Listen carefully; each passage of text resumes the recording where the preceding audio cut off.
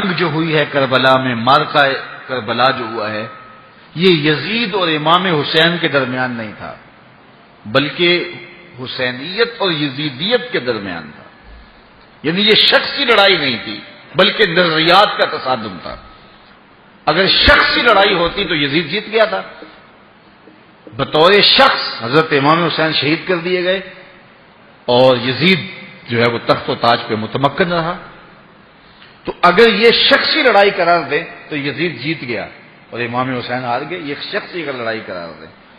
اور اگر یہ لڑائی نظریات کی قرار دیں، اور جو حقیقت میں نظریات کی لڑائی ہے، تو یزیدیت ہار گئی اور حسینیت زندہ باد ہو گئی۔ یزیدیت کا جنازہ نکل گیا۔ وہ تخت و تاج جس کے لیے یزید نے اتنا کچھ کیا تھا، اس کے اپنے بیٹے نے اس پہ تخت پہ تھوکا۔ یزید کا بیٹا معاویہ بن یزید جب تخت نشین ہوا ہے تو وہ گھر سے باہر 6 ماہ نہیں نکلا، اس کا جنازہ ہی نکلا۔ تو لوگوں نے کہا آئیے نا تخت پہ بیٹھیے، کہا میں اس تخت پہ نہیں بیٹھنا چاہتا جس سے آل پیغمبر کے خون کی بو آ رہی ہے، میں نہیں اس تخت پہ بیٹھنا چاہتا۔ اور پھر اس کا تخت سمٹ گیا، اس کا نام مٹ گیا، کلنج کے مرض سے تڑپتا ہوا مرا اور انتہائی ذلت کی موت مرا، رسوا ہو گیا، اس کا نام بھی باقی نہیں ہے۔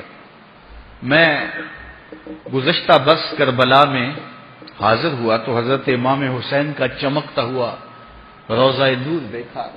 وہ لمحے بڑے دردناک تھے جب ہم کربلا میں پہنچے اور رات کا موقع تھا، تو ہمارے ڈرائیور نے کہا کہ یہ نہر فرات ہے، وہ نہر فرات جو چمکتی رہی اور جس کی لہریں اچھلتی رہیں، اور کربلا کا یہ مقدس قافلہ پیاسا رہا۔ تو عجیب قلب کے اندر کیفیات کا ایک جہان تھا۔ یہ تو امام حسین کا روضہ ہے نا، لیکن یزید کا نشان نہیں ملا۔ میں نے تاریخ کی کتب میں ڈھونڈا کہ یزید کی قبر کہاں ہے، تو مجھے تاریخ نے بتایا مزبلہ دمشق، دمشق کے اندر کوئی جگہ ہے جہاں لوگ کوڑا پھینکتے ہیں، تو اس کوڑے کے نیچے کہیں یزید کی قبر ہے۔ نشان بھی نہیں ہے کہاں ہے، لیکن اتنا پتہ ہے اس روڑی کے نیچے یزید کی قبر ہے۔ یزید کی قبر مزبلہ دمشق میں، اور امام حسین کا قبضہ آج بھی کربلا پہ۔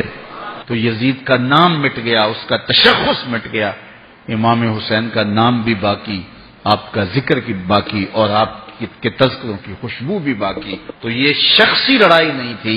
میں نے اس دن عرض کیا تھا کہ طلحہ بن عدی بن حاتم نے 30,000 لوگ پشت پہ کھڑے ہونے کی بات کی تھی، لیکن امام نے اس پیشکش کو ٹھکرا دیا تھا، اس لیے کہ آپ حق اور باطل کی راہیں اجالنا چاہتے تھے، اور وہ انہوں نے اجال لیں۔ حضرت امام حسین کی شہادت کے بعد بھی یہ جنگیں جاری رہیں۔ مالک اشتر کی قیادت میں مختار سقفی کی فوجیں ابن زیاد کی فوجوں کے مقابلے میں فرات کے کنارے لڑ رہی تھی۔ اللہ تعالیٰ نے فتح دے دی، ابن زیاد نے گھوڑے کو ایڑ لگائی اور میدان چھوڑ کے بھاگ گیا، باقی جو بھی قابو آتا اس کو پکڑ کے قتل کر دیا جاتا۔ خیر یہ لوگوں کی پہنچ سے بہت دور نکل گیا، لیکن اس کا جی گھبرا رہا تھا، پیاس کی شدت تھی، گھوڑا بھی ہانپ رہا تھا۔ تو یہ چلتے چلتے صحرا میں گیا تو وہاں اس نے دیکھا کہ ایک خیمہ ہے، تو سوچا کہ میں چلتے چلتے ان سے پانی کا گھونٹ مانگ لوں تاکہ اپنے جگر کی پیاس تو بجھا سکوں۔ تو اس نے گھوڑا کھڑا کیا اور ہانپتا ہوا اس نے پردہ اٹھایا، دیکھا تو خیمے میں امام زین العابدین قرآن کی تلاوت کر رہے تھے۔ تو جب اس نے دیکھا تو ایک دفعہ تو شرم سے پانی پانی ہو گیا، لیکن مرتا کیا نہ کرتا، پیاس کی شدت تھی کہ حضرت پانی دیجیے۔ امام زین العابدین نے دیکھا اور پھر گھڑے سے کٹورا بھرا اور اس کے ہاتھ میں تھمایا، سمجھا کہ حضرت نے مجھے پہچانا نہیں، پانی پی لیا، شدت کی پیاس تھی، پھر مانگا، آپ نے پھر دیا، تیسری مرتبہ پھر مانگا، آپ نے پھر دیا۔